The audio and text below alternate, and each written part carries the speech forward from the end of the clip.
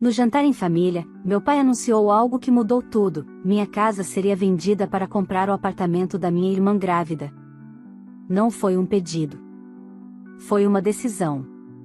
Enquanto ela me pressionava para andar logo com a venda e o marido sorria, confiante de que eu iria ceder, percebi que todos ali já tinham decidido o meu destino, sem me consultar. Naquele momento, eu disse não. E esse não custou caro.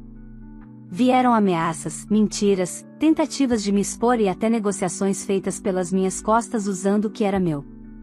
O que eles não esperavam é que, ao me encurralarem, acabariam revelando tudo o que sempre fizeram comigo. Se você acha que família nunca ultrapassa limites, escute essa história até o fim. Olá, seja bem-vindo ao canal Histórias Surpreendentes, curta e se inscreva nesse canal, aproveite e ative as notificações. Comente aqui de qual cidade você está assistindo, vou adorar saber e deixar um coração no seu comentário. Meu nome é Renata, e por muito tempo eu acreditei que ser a filha responsável era uma virtude. Hoje, olhando para trás, entendo que foi exatamente isso que abriu espaço para que minha própria família decidisse que tudo que era meu também lhes pertencia. O jantar daquela noite deveria ser apenas um encontro simples. Nada de comemoração grande, nada de discursos. Um restaurante tradicional no centro da cidade, daqueles que meus pais gostavam porque transmitiam uma sensação de status que eles sempre valorizaram mais do que qualquer sentimento genuíno. Eu cheguei cansada do trabalho, ainda com a cabeça cheia de números e prazos, mas tentando manter o sorriso educado de sempre.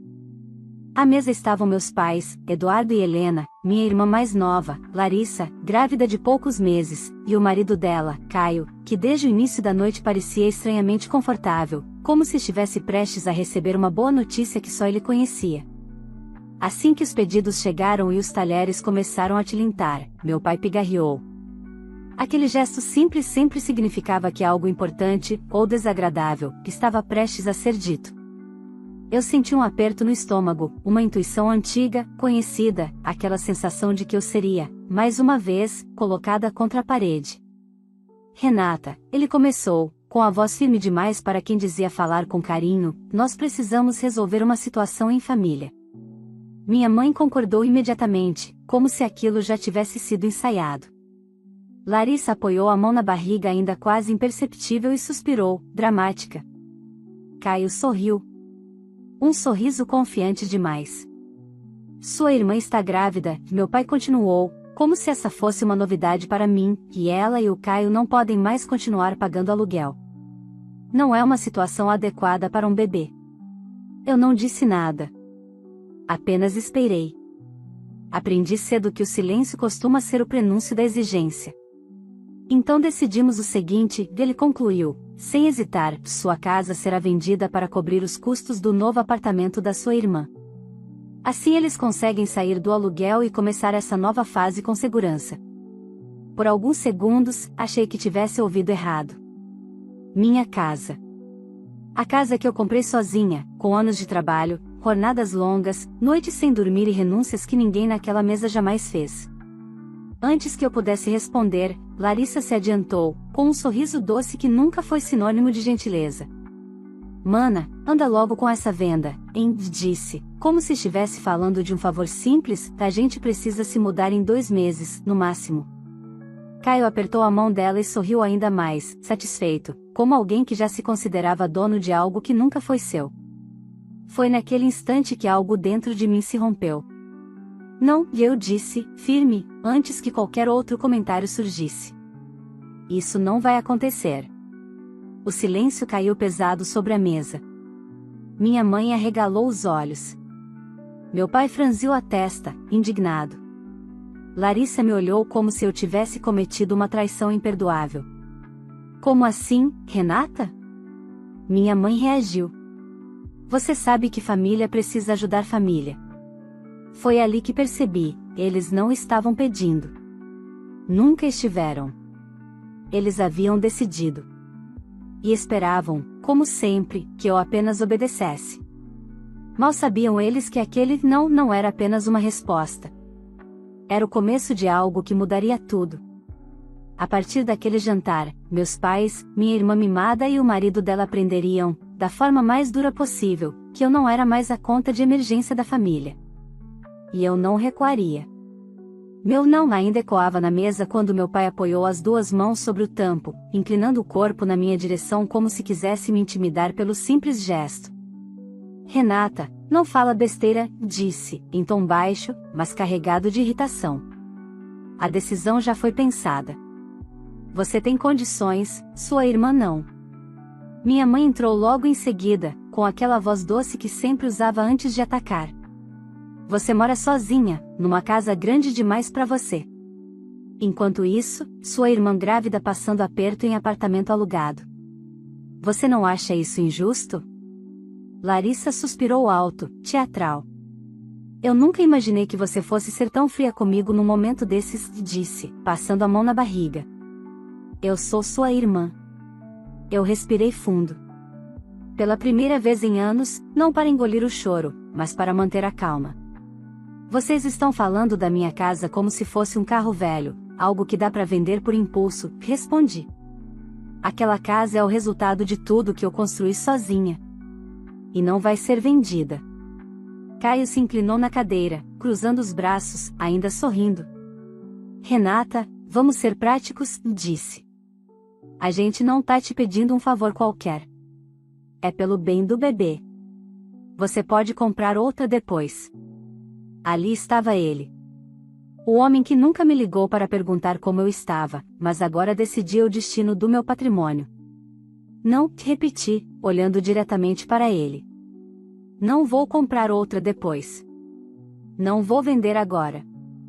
Não vou bancar o apartamento de vocês. O garçom apareceu naquele momento, claramente desconfortável, perguntando se desejávamos sobremesa. Meu pai dispensou com um gesto seco. A noite já tinha azedado. Você está sendo egoísta, minha mãe disparou, sem mais disfarces. Sempre foi. Só pensa em você. Eu soltei uma risada curta, incrédula. Engraçado ouvir isso depois de tudo que já fiz por essa família. Meu pai estreitou os olhos. Do que você está falando? Do dinheiro que ajudei no casamento da Larissa.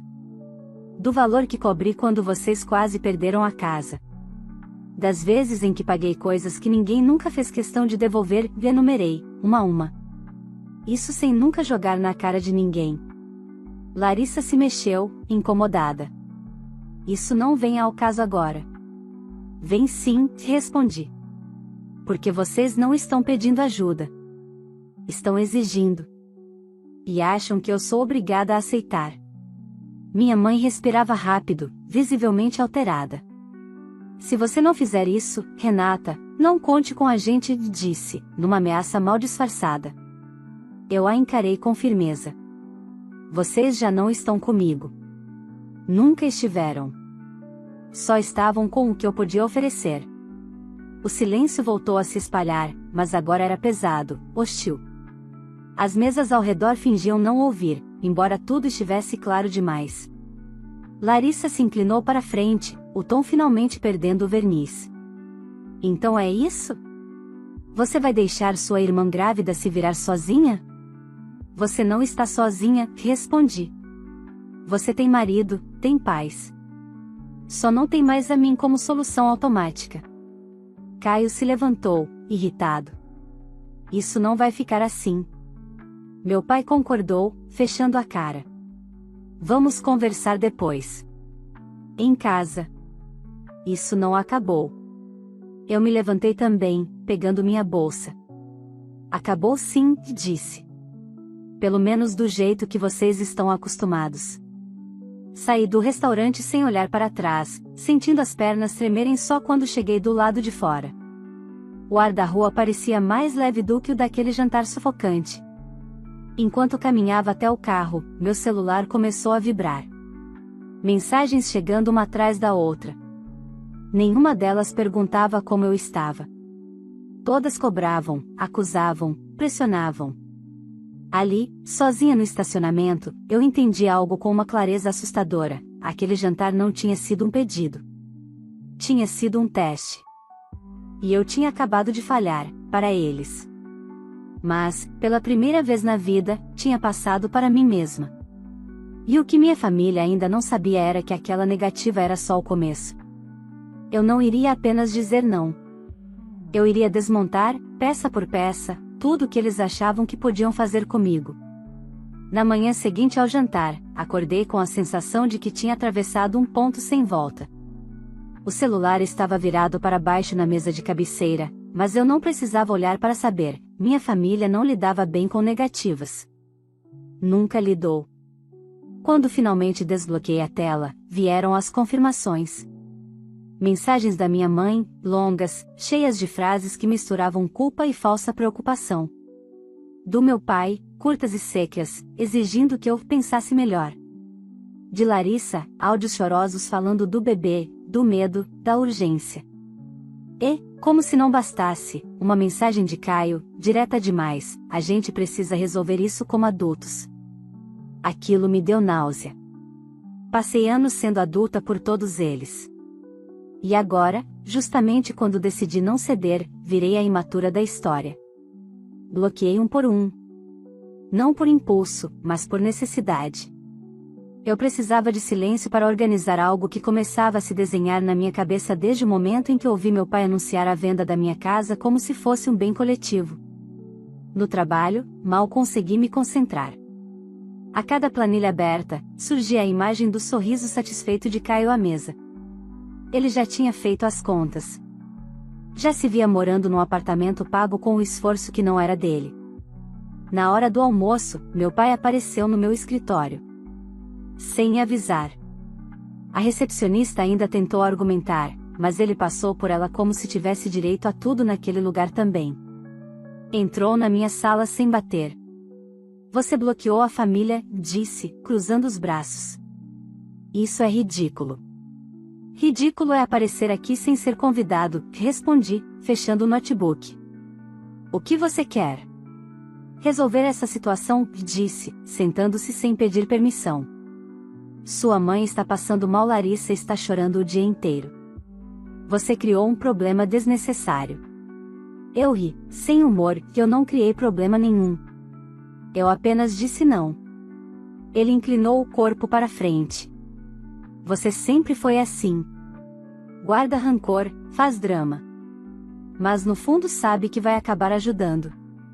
Aquilo foi como um estalo. Escuta bem o que eu vou te dizer, falei, mantendo a voz firme. Eu não vou ajudar. Não agora, não depois. E se vocês continuarem me pressionando, eu vou agir de outra forma.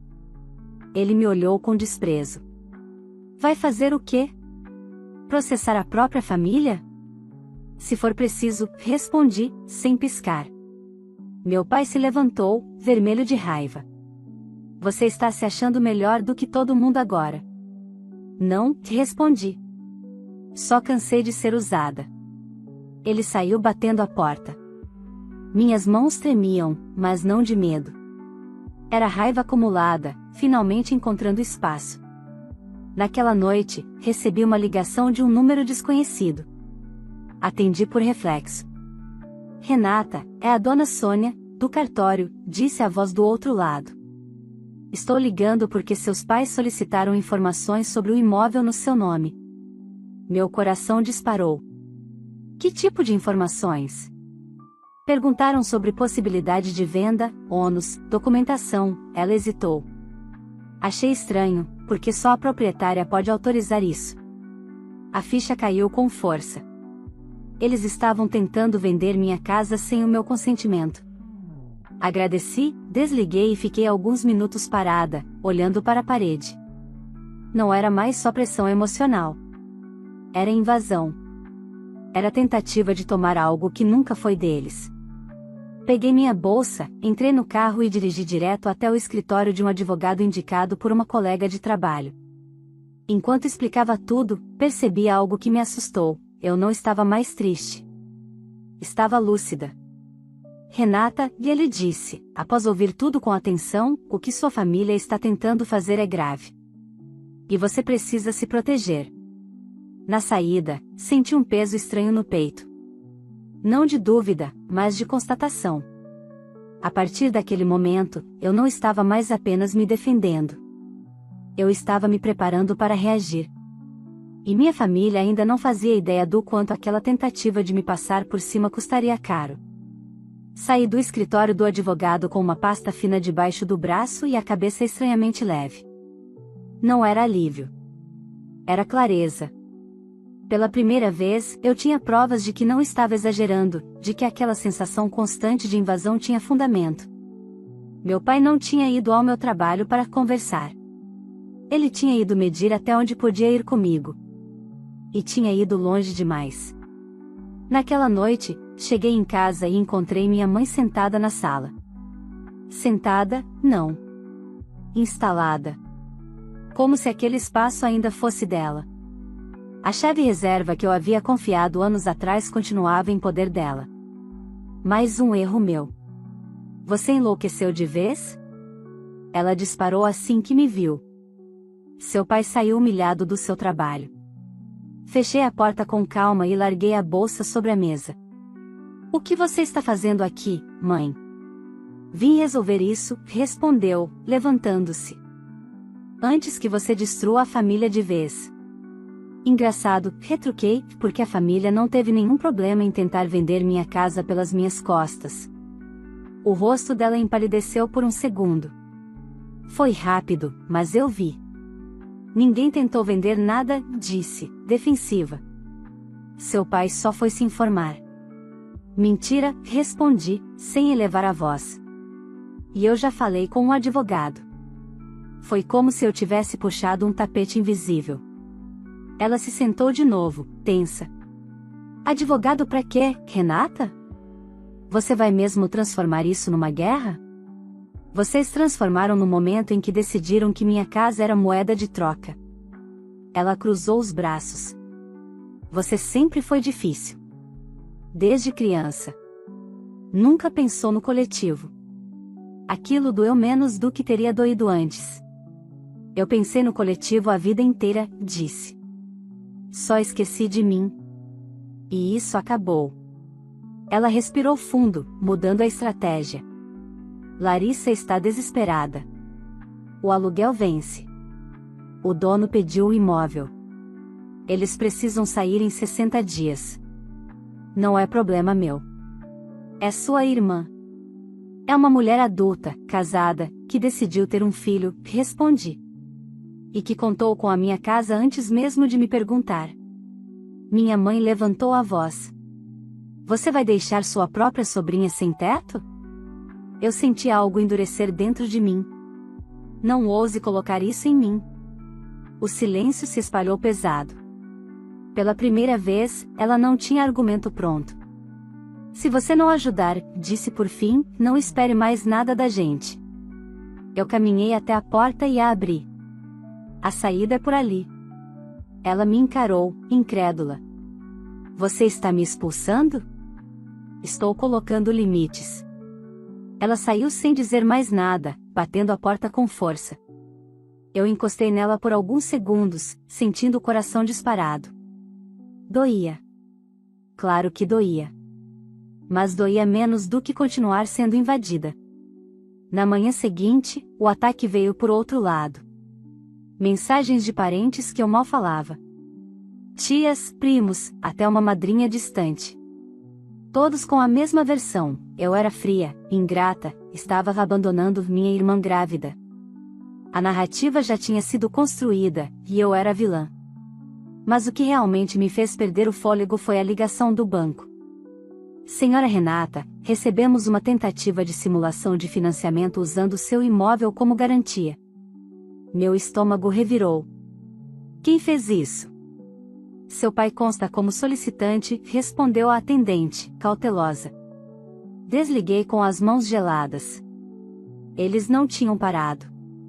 Eles estavam tentando usar minha casa como alavanca financeira, mesmo depois do meu não. Naquele instante, entendi algo essencial, não era sobre ajudar Larissa. Nunca foi. Era sobre controle. Sobre manter a dinâmica onde eu resolvia, eu pagava, eu cedia. E agora que eu tinha saído desse papel, eles estavam desesperados. Voltei ao advogado no mesmo dia. Quero ir até o fim, eu disse. Quero me proteger de tudo. Ele concordou. Então vamos documentar cada tentativa, cada abordagem. Porque isso já ultrapassou o limite do abuso familiar. Quando saí de lá, meu celular vibrou com uma mensagem de Larissa. Você vai pagar por isso. Li várias vezes. Não senti medo. Senti certeza. Eles tinham cruzado uma linha sem perceber que, do outro lado, eu já não era mais a mesma pessoa. E, a partir dali, não haveria volta. Depois da mensagem da Larissa, passei a dormir com o celular no silencioso e a porta trancada. Não por medo físico, mas porque eu precisava de distância emocional para continuar firme. Qualquer brecha seria interpretada como fraqueza. E minha família sempre soube exatamente onde apertar. Na semana seguinte, veio o primeiro golpe público. Uma tia postou nas redes sociais um texto longo sobre famílias destruídas pela ganância, sem citar nomes, mas com indiretas claras demais para serem coincidência. Falava de uma filha ingrata, de uma irmã que virou as costas para uma grávida, de valores morais e falta de empatia. Os comentários começaram a pipocar. Pessoas que não sabiam metade da história opinavam com facilidade assustadora. Meu nome não aparecia, mas minha história estava ali, distorcida. Respirei fundo e não respondi. Ainda. No dia seguinte, meu chefe me chamou para conversar. Alguém havia ligado para a empresa perguntando sobre minha instabilidade emocional, insinuando que eu estava passando por um problema familiar sério que poderia afetar meu desempenho profissional. Ali, algo se quebrou de vez. Isso ultrapassou qualquer limite, eu disse ao advogado naquela mesma tarde, mostrando os registros das ligações, prints das postagens e mensagens. Ele fechou a pasta com cuidado. Renata, agora não é mais só uma questão patrimonial. Isso virou assédio. Entramos com notificações formais. Para meus pais. Para Larissa. Para Caio. Documentos claros, objetivos, exigindo que cessassem qualquer tentativa de contato profissional, financeiro ou público envolvendo meu nome ou meus bens. A reação foi imediata. Minha mãe apareceu no meu portão naquela noite, chorando alto, como se estivesse em um espetáculo. Vizinhos olharam pelas janelas. Ela gritava que eu estava destruindo a família, que eu estava doente, que precisava de ajuda. Eu não abri. Observei pela câmera enquanto ela ligava para alguém, depois soube que era Larissa, e apontava para minha casa como se fosse prova de um crime. No dia seguinte, Caio tentou outra abordagem. Mandou um e-mail longo, formal demais para alguém que nunca se deu ao trabalho de me respeitar. Dizia que talvez tudo tivesse sido um mal-entendido, que eles só queriam resolver da forma mais prática possível. Em anexo, uma proposta: eu venderia a casa, ficaria com uma parte do valor, e o restante iria para o apartamento deles. Li até o fim, com calma. E respondi com uma única frase, orientada pelo advogado: qualquer novo contato deverá ser feito exclusivamente por vias legais. Bloqueei o e-mail. Foi então que o castelo começou a rachar. O banco entrou em contato novamente, informando que o pedido de simulação havia sido arquivado por inconsistências. O corretor que Larissa já tinha quase fechado o apartamento recuou quando percebeu que não havia imóvel algum disponível para venda. O prazo do aluguel dele seguia correndo, e, pela primeira vez, ninguém estava resolvendo. A pressão aumentou dentro da casa dos meus pais. Recebi a ligação de uma prima, em tom baixo, quase cúmplice. Eles estão brigando direto, disse. Seu pai culpa sua mãe. Sua mãe culpa a Larissa. E o Caio, bom, ele anda nervoso. Aquilo não me trouxe alegria. Trouxe confirmação. Sempre funcionou assim, enquanto eu cedia, havia paz. No momento em que parei, o desequilíbrio apareceu. Alguns dias depois, recebi uma intimação informal. Larissa havia tentado registrar uma queixa, alegando que eu estava causando dano emocional à gravidez dela. Meu advogado quase riu quando leu. Isso não se sustenta, disse. Mas mostra até onde ela está disposta a ir. Eu fechei os olhos por um instante. A menina que cresceu comigo, que dividiu o quarto, brinquedos e segredos, agora tentava me intimidar juridicamente. Naquela noite, sentei sozinha na sala da minha casa, olhando em volta. Cada parede ali tinha sido paga com esforço. Cada móvel escolhido por mim. Aquela casa não era apenas um imóvel. Era prova de que eu podia construir algo sem pedir permissão. E era exatamente isso que eles não suportavam. O que minha família ainda não sabia era que a próxima consequência não viria de mim diretamente. Viria do próprio castelo de mentiras que eles haviam construído. E quando caísse, não sobraria ninguém para culpar além deles mesmos. As semanas seguintes foram estranhamente silenciosas. Nenhuma mensagem direta, nenhuma visita surpresa, nenhuma tentativa aberta de contato. Mas eu sabia, quando o silêncio vinha daquela família, não era paz. Era reorganização. A confirmação veio numa terça-feira à tarde, quando recebi uma ligação de um número que eu conhecia bem demais, o da imobiliária onde meus pais eram clientes antigos.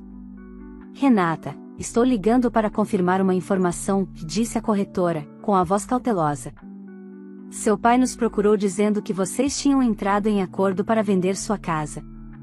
Nós recusamos, claro, mas ele insistiu que você estaria difícil por causa do estresse. Fechei os olhos por um instante. Não existe acordo nenhum, respondi. E isso já está sendo tratado juridicamente. Houve um silêncio constrangido do outro lado.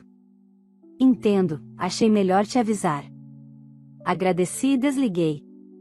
Minhas mãos tremiam, não de medo, mas de incredulidade. Mesmo depois de notificações, advertências e ameaças legais, eles continuavam tentando. Como se minha vontade fosse apenas um obstáculo temporário. Naquela mesma noite, recebi a ligação que mudaria o rumo de tudo. Era Marina, uma conhecida antiga da família, amiga próxima da minha mãe há décadas. Falava pouco comigo, mas sempre foi observadora demais. Renata, eu hesitei em te ligar, disse ela, mas achei que você precisava saber. Sentei no sofá, sentindo o coração acelerar. Saber o quê? Seu pai e o Caio estão tentando levantar dinheiro por fora. Disseram que a casa já estava praticamente vendida e que só faltava sua assinatura. Usaram isso para negociar um sinal do apartamento. Meu estômago revirou. Um sinal, de quanto? 50 mil reais. O ar pareceu sumir da sala. Eles receberam esse dinheiro? Perguntei. Receberam, respondeu Marina, em tom baixo. De um conhecido do Caio. Tudo informal. Agora o prazo está vencendo, e o comprador está cobrando. Aquilo explicava tudo. O desespero. As ameaças. As tentativas de me forçar a ceder. Eles tinham apostado alto achando que eu iria recuar. Renata, Marina hesitou, sua mãe anda dizendo que, se você não colaborar, vai expor a verdade sobre você.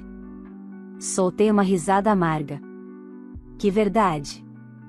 Que você prometeu ajudar e voltou atrás. Que está emocionalmente instável.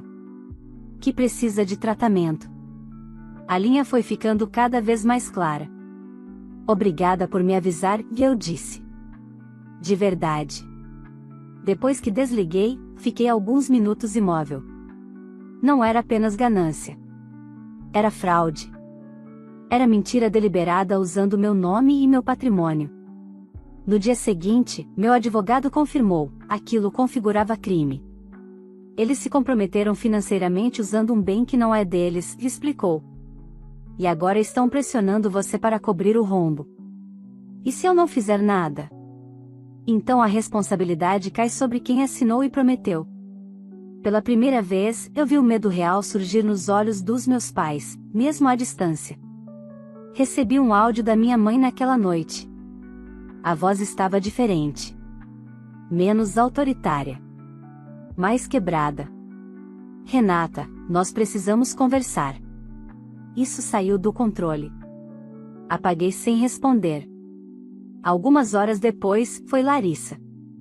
Você não entende, chorava, o Caio está sendo pressionado. Eles podem processar a gente. Encostei a cabeça no encosto da cadeira. Vocês mentiram, respondi, por texto. Vocês criaram isso. mas somos família. Família não falsifica promessas usando o nome dos outros. O último contato veio de Caio, curto e seco: se isso der problema, você vai ser responsabilizada. Mostrei a mensagem ao advogado. Ele apenas concordou. Essa ameaça joga tudo a nosso favor. Naquela noite, dormi profundamente pela primeira vez em meses. Porque finalmente entendi, o que estava desmoronando não era minha família. Era o sistema que eles construíram em cima da minha submissão. E agora, sem mim para sustentar, ele estava ruindo. A queda não foi barulhenta. Não houve sirenes, nem cenas dramáticas em portas de delegacia. Foi pior para eles, foi silenciosa, documentada e inevitável. 2 semanas depois das últimas mensagens, o advogado me ligou cedo. Renata, o comprador informal entrou com cobrança judicial contra o Caio, disse, direto. Ele comprovou a transferência dos 50 mil. Como não houve entrega do imóvel nem devolução do valor, o processo seguiu. Eu fechei os olhos por um instante. Não por pena. Por confirmação. E meus pais? Perguntei. Seu pai aparece como intermediador da promessa. Isso complica bastante para ele. Naquele mesmo dia, recebi a última tentativa da minha mãe. Um e-mail longo, sem acusações diretas desta vez, mas cheio de frases vazias sobre errar tentando acertar e família acima de tudo. Em nenhum momento havia um pedido de desculpas. Nenhum reconhecimento. Apenas o velho pedido disfarçado: resolva isso. Eu não respondi. O processo avançou rápido. Caio perdeu o emprego poucas semanas depois, não oficialmente por causa da ação, mas o clima de instabilidade fez o resto. Larissa voltou para a casa dos meus pais, agora sem aluguel, sem apartamento novo e sem o discurso confiante de antes. O sorriso sumiu das redes sociais. O tom de vítima virou silêncio. Meu pai tentou me ligar uma última vez. Não atendi. Soube por terceiros que ele passou a culpar minha mãe por ter ido longe demais, enquanto ela dizia que tudo teria dado certo se eu não fosse tão dura. A mesma história de sempre, ninguém assumia a responsabilidade. Apenas procuravam o próximo culpado. Não fui eu. Troquei as fechaduras da minha casa, finalizei as medidas legais de proteção patrimonial e segui minha vida sem anúncios, sem discursos e sem explicações. Cortei contato com todos eles. Não por raiva, mas por lucidez. Algumas pessoas perguntaram se eu não sentia culpa. Senti, sim. Nos primeiros dias. Culpa antiga, herdada, treinada. Aquela que nasce quando você cresce acreditando que amar é se sacrificar. Mas ela passou. Culpa não sobrevive quando confrontada com a verdade repetida vezes suficientes. E a verdade era simples: eu não causei nada disso. Eu apenas parei de sustentar. Meses depois, encontrei Larissa por acaso, em uma farmácia. A barriga grande, o rosto cansado. Ela me viu primeiro. Hesitou. Aproximou-se devagar. Renata, disse, sem saber como continuar. Cuide de você, respondi, antes que ela pudesse pedir qualquer coisa. Foi tudo. Não houve abraço. Não houve promessa. Não houve perdão performático. Houve apenas limite. Hoje, quando entro na minha casa e fecho a porta atrás de mim, sinto algo que nunca tive naquela família: paz. Não preciso justificar minhas escolhas. Não preciso me antecipar a pedidos. Não preciso provar meu valor. Minha casa continua sendo minha. Meu dinheiro continua sendo meu. Minha vida, finalmente, também. Aprendi que algumas pessoas confundem amor com acesso irrestrito. E quando esse acesso é negado, chamam de egoísmo aquilo que, na verdade, é sobrevivência. Eu sobrevivi. E não reatei laços. Porque alguns vínculos só existem enquanto você aceita ser usada. Esse ciclo terminou comigo. Se essa história te tocou de alguma forma, curta este vídeo para que ele alcance mais pessoas que também precisam ouvir essa mensagem. Se inscreva no canal para não perder nenhuma história nova como essa, porque aqui sempre falamos de coragem, limites e recomeços reais. Agora eu quero saber de você, se estivesse no lugar da Renata, você teria feito o mesmo? Você conseguiria dizer não para a própria família quando percebe que está sendo usada? Ou teria cedido mais uma vez para evitar conflitos? Conta aqui nos comentários o que você faria nessa situação, a sua opinião é muito importante para essa comunidade. E aproveita para me dizer também de qual cidade você está assistindo esse vídeo. Eu faço questão de ler os comentários e dar um coração para quem participa. Compartilhe esse vídeo com alguém que precisa ouvir essa história hoje. Às vezes, um simples relato pode dar a força que faltava para alguém se escolher pela primeira vez.